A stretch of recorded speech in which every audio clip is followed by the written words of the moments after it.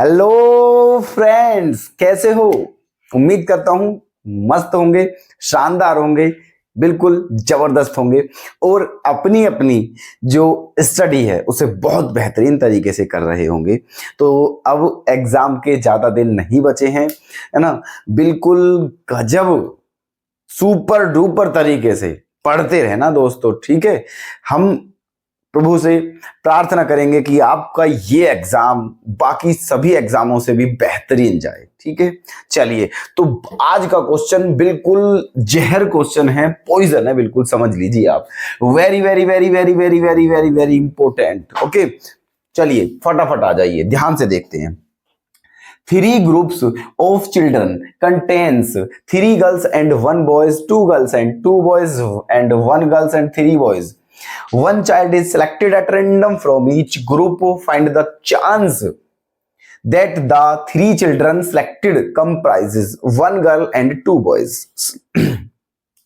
Listen to me with carefully. ध्यान से सुने मुझे। क्वेश्चन में क्या पूछा है बताते हैं। देखो, क्वेश्चन में ये कहा है कि बच्चों के 3 ग्रुप बने हुए हैं। बच्चों के 3 ग्रुप बने हुए हैं, है ना।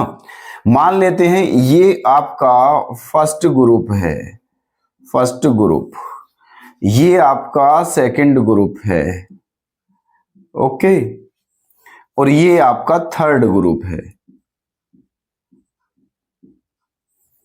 ठीक। 3 ग्रुप बने हुए बच्चों के, है ना। अब इस ग्रुप में गर्ल्स कितनी हैं? गर्ल्स, इस ग्रुप में गर्ल्स कितनी हैं? 3, और बॉयज कितने हैं? 1, ठीक है। 3 गर्ल्स 1 बॉयज। सेकंड ग्रुप में कितनी गर्ल्स हैं? सेकंड ग्रुप में कितनी गर्ल्स हैं? 2 गर्ल्स हैं और 2 ही बॉयज हैं, ठीक। थर्ड ग्रुप में एक लड़का है और एक लड़की है, मतलब गर्ल्स कितनी है? 1, और बॉयज कितने हैं? 3। यहां तक क्वेश्चन में कोई दिक्कत वाली बात नहीं है, ये वही लिख रहे हैं जो क्वेश्चन में गिवन है, ठीक है। अच्छा, अब क्वेश्चन में ये कहा है एक बच्चा इस ग्रुप में से लेना है, एक इसमें से लेना है और एक इसमें से लेना है, मतलब हर ग्रुप में से एक एक बच्चा सिलेक्ट करना है, ठीक है। तो प्रोबेबिलिटी इस बात की बतानी है कि, है ना, जो 3 बच्चे चुने जा रहे हैं, ठीक है, यहां से और यहां से जो 3 बच्चे लिए जा रहे हैं उनमें से लड़की 1 होनी चाहिए और लड़के कितने होने चाहिए? 2 लड़के होने चाहिए। इस बात की प्रोबेबिलिटी आपको बतानी है, ठीक है। अच्छा जी, 3 बच्चे। अब देखो, एक काम करते हैं भाई साहब, एक काम करते हैं, मान लेते हैं late G1, let G1 be the event,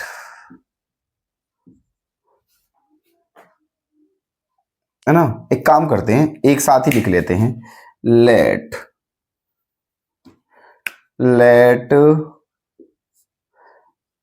G1, G2 और G3, है ना। ये let G1, G2, G3 be the events of selecting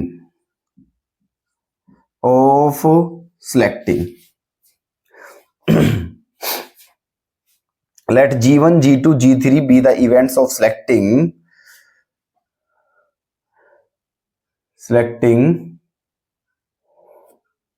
क्या? First group from first group, second group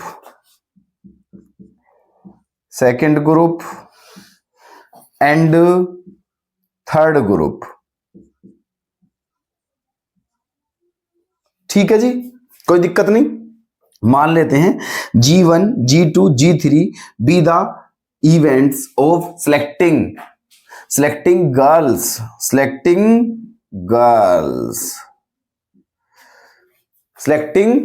girls from first group, second group and third group, ठीक है। मतलब मान लिया कि G1 जो है, G1 वो पहले ग्रुप से गर्ल्स सिलेक्ट करने की इवेंट है, G2 दूसरे और G3 तीसरे से, ठीक है, ऐसे मान लिया। ऐसे ही क्या मान लेते हैं, and B1 B2 B3 be the events of selecting boys from first group, second group और थर्ड ग्रुप। कोई दिक्कत, ठीक है, ये मान लेते हैं। अब देखो, अब एक काम करना है यहां पर, है ना, यहां पर एक काम करते हैं, अब निकालते हैं हम PG1, ठीक है। PG1 का मतलब है फर्स्ट ग्रुप से एक लड़की सिलेक्ट करने की प्रोबेबिलिटी। तो फर्स्ट ग्रुप में लड़की, फेवरेबल आउटकम्स कितने हैं, 3, टोटल आउटकम्स कितने हैं, 4, तो 3/4 हो जाएगा, है ना। अब निकालते हैं PG2, तो उसमें कितनी गर्ल्स हैं, 2, और टोटल कितने बच्चे हैं, 4, तो 1/2 हो गया है। या एक काम करते हैं, है ना, एक काम करते हैं, इसे 4 ही रहने दें, इसे कटिंग ना करें, क्योंकि फिर कॉम्बिनेशन बिगड़ जाएगा, डेनोमिनेटर डिफरेंट हो जाएगा। अब सबके बटे में 4 है, ठीक है। चलिए PG3 तीसरे ग्रुप से 1/4। देखो, जहां डाउट हो वहीं बता देना, ठीक है, जहां भी दिक्कत हो वहीं पर हमें बता देना, ठीक है। यहां तक देखो कोई दिक्कत वाली बात वैसे है नहीं, लेकिन फिर भी अगर आपको हो तो आप बताएं, ठीक। ये G1 PG2 PG3, ठीक है। इसी तरह से निकाल लेते हैं बॉयज की, PB1 का मतलब आप समझ चुके हो, ठीक है। ये उस बात की प्रोबेबिलिटी है कि जब फर्स्ट ग्रुप से एक लड़का सिलेक्ट किया जाता है, तो फर्स्ट ग्रुप में कितने लड़के हैं, 1, तो 1/4 हो जाएगा। PB2 2/4 हो जाएगा, और PB3 क्या हो जाएगा, 3/4, ठीक है। ये आ गए हैं, देखो ये गर्ल्स की प्रोबेबिलिटी है, बॉयज की प्रोबेबिलिटी। अब हमें क्या निकालनी है, हमें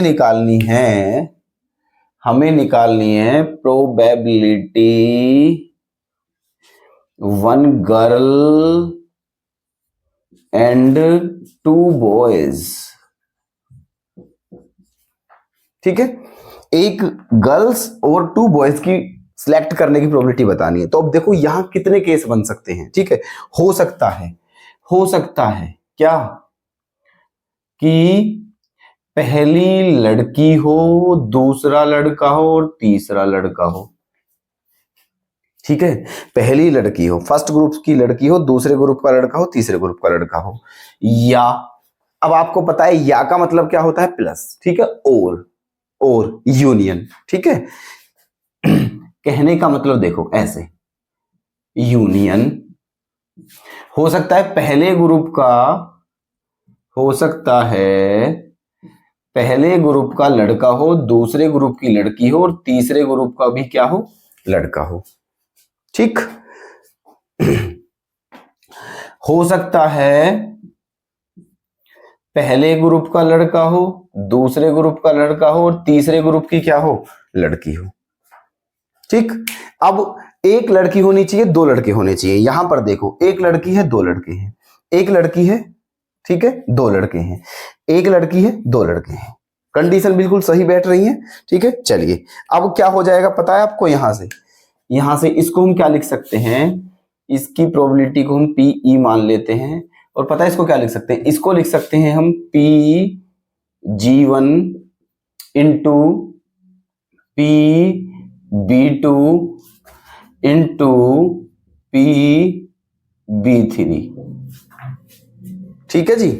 ये यूनि मतलब प्लस, ये क्या आ जाएगा, प्लस PB1 PG2 और PB3 प्लस PB1 PB2 और PG3।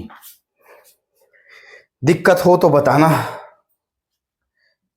ये हो गया है, ऐसे ब्रैकेट लगा देते हैं ताकि थोड़ा सहूलियत के लिए, ठीक। चलिए अब क्या करना है, देखो PG1 कितना है, 3/4, 3/4। PB2 PB2 कितना है 2/4, PB3 कितना है 3/4 प्लस PB1 कितना है 1/4, PG2 कितना है 2/4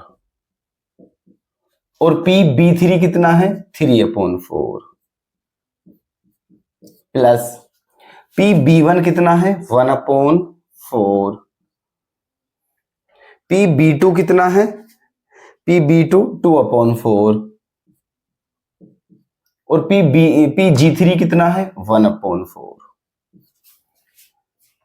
ठीक है जी, यहां तक आ गए हैं हम। अब क्या करना है ना 3 3 जा 9 और 9 2 जा 18, ये हो गया है आपका 18/64 है ना। 3 2 जा 6, 6 3 जा 18/64 प्लस 3 2 जा 6/64 प्लस 2/64। ठीक है जी। अब एलसीएम क्या आ जाएगा 64, ऊपर सब प्लस हो जाएंगे तो 18 और 2 20, 20 और 6 26/64। अब इसे हम जब स्मॉलेस्ट फॉर्म में लिखेंगे तो 2 से 13 और 2 से 32, तो हमारा आंसर आ जाएगा 13/32। ठीक है 30